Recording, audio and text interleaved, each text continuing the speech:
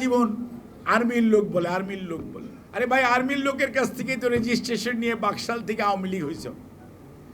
আর্মির লোক দেখেই তো 4টার থেকে এত বহুদলীয় গণতন্ত্র বলে আর পত্রিকা বলো।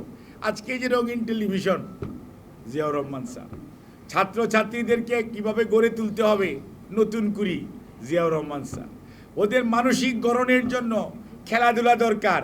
সেই জন্য যুব মন্ত্রণালয় খেলাধুলা এবং এই শিশু পার্ক থেকে শুরু করে শিশু একাডেমি সব জেলায়, এবং এমন কোনো অর্গানাইজেশন নাই পেশাজীবীদের, এই যে প্রেস ক্লাবে বসে আছেন না, এটার পিছনে জিয়াউর রহমান।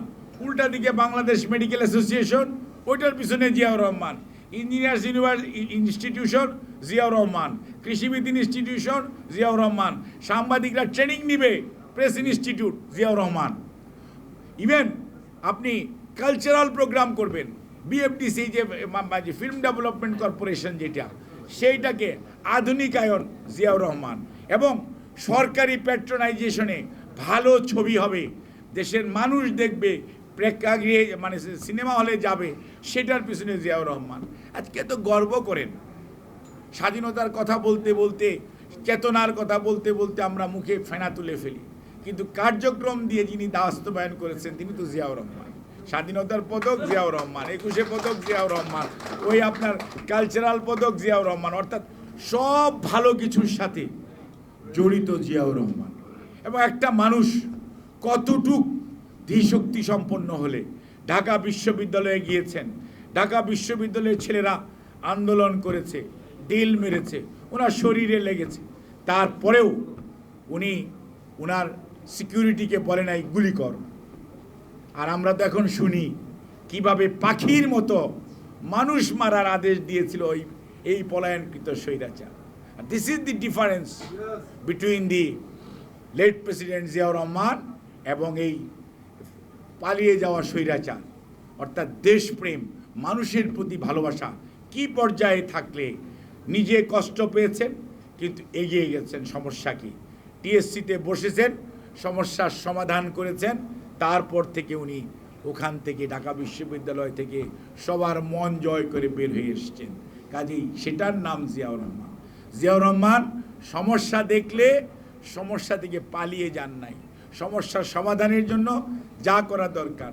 ফরাক্কাবাদ খুলে দিলেন, ফরাক্কাবাদ থেকে মানুষের আমাদেরকে আজকে মরণ ফাঁদ, সেটাকে উত্তরণের জন্য যা যা করা দরকার সেই জাতিসংঘ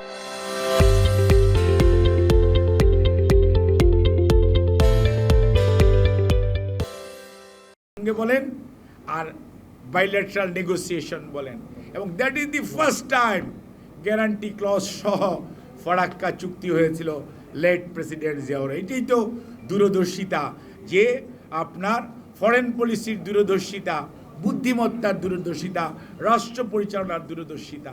অর্থাৎ একটি দেশকে অল্প দিনের মধ্যেই, আরেকটা জিনিস ছাত্রছাত্রীদের জন্য বলি, 75-এর আগে গণটুকাটুকি ছিল, কেউ নকল টকল ছাড়া কোনো পরীক্ষা হইতো না।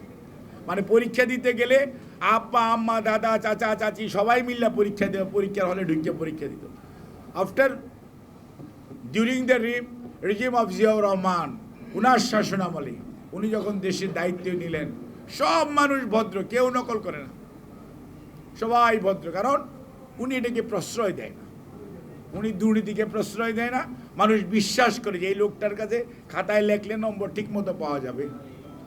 সেই জন্যই কিন্তু সমস্ত শিক্ষা প্রতিষ্ঠান এবং এই দেশের সবচেয়ে ভালো ভালো শিক্ষাবিদ, সেই আবুল ফজল বলেন, প্রফেসর মোহাম্মদ ইউনুস বলেন, আর আপনার কি বলে যে আমাদের এই